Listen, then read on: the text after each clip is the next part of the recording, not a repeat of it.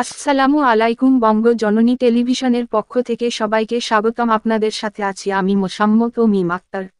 দিনাজপুরের ঘোড়াঘাটে কাভার্ড ভ্যানের ধাক্কায় নিহত 2 জন ও গুরুতর আহত 2 জন। দিনাজপুরের ঘোড়াঘাটে কাভার্ড ভ্যানের ধাক্কায় 2 জন নিহত হয়েছেন। এতে আহত হয়েছেন আরও 2 জন।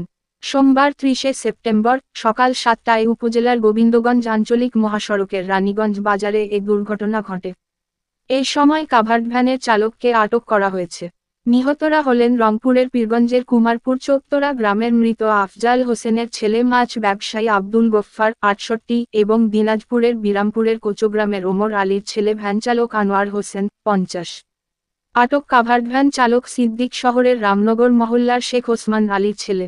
ঘোড়াঘাট থানার উপপরিদর্শক এসআই সাব্বির জানান, সোমবার সকাল 7টার দিকে গোবিন্দগঞ্জ আঞ্চলিক মহাসড়কের ঘোড়াঘাটের রানীগঞ্জ বাজারের মাছহাটিতে রাস্তার পাশে দাঁড়িয়ে থাকা একটি ভ্যানকে ধাক্কা দেয় ঢাকা থেকে দিনাজপুরমুখী একটি কাভার্ড ভ্যান।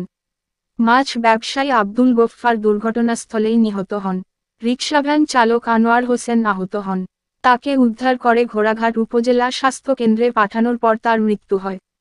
তিনি আরও জানান, এই ঘটনায় আহত অপর 2 জনকে হাসপাতালে ভর্তি করা হয়েছে।